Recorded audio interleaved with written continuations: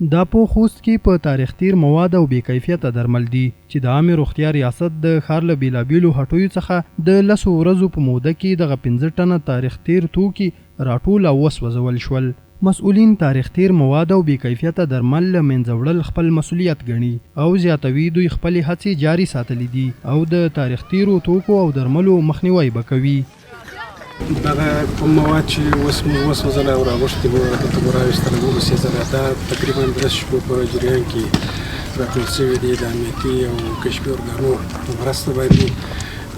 دا موږ راوړي دي اوس مو دلته کړه او د خپلو تجارانو څخه دا غوښتنه ده چې د آینده وخت لپاره تر وخت تېر شی زهر دی مه یې راوړئ وطن ته د وطن لپاره مضر تمامیږي د خپل ولس لپاره مضر تمامیږي 15 ټنه مواد وو په دې کې مختلف مواد دي غوړي دي او درمل دي اوبه دي. موږ د لاسو ورځې په موده کې د ولسوالۍ او د ولایت مربوط د مختلفو هټیوالو څخه کومک کړی دی نو هیوادوال ته پوره ډاډ ورکوو چې انشاءالله هېچا ته به اجازه ورنکړو چې بې کیفیته تاریخ تیره خوراکي توکي او درمل وپلوري. دیني علما بیا د هر هغه څه پلورل حرام بولي چې د انسان په زیان وي. دوی په تجارانو غږ کوي چې داسې توکي باید هیواد ته راوړي چې با کیفیته وي او ټولنې ته د زیان پر ځای ګټه ورسوي.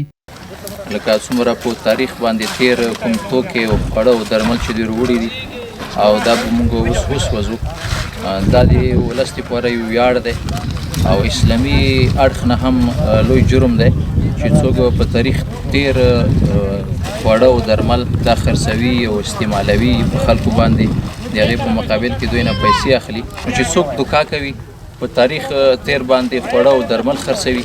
دا د امت په لوبو او د امت په کرامت باندې لوبې وهل دي او د دوی سره خیانت دی او دا ظلم دی. بلخوا هم خلک بیا تاریخ تیر مواد او بې کیفیته درمل زهر بولي او وایي ټولنه کې شته ناروغۍ د بې کیفیته درملو او تاریخ تیرو موادو په اساس رامنځته شوي دي. دوی له مسؤلینو غواړي چې د ټولو هغو خوراکي او غیر خوراکي توکو مخنیوی وکړي چې په تاریخ تیر شوي وي.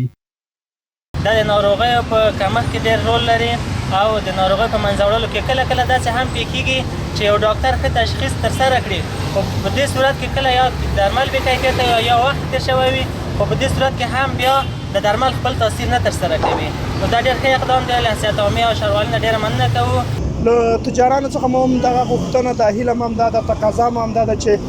دوی باید کوشش وکړي تر څو داسې واردات د نورو هیوادونو څخه دوی راوړي تر څو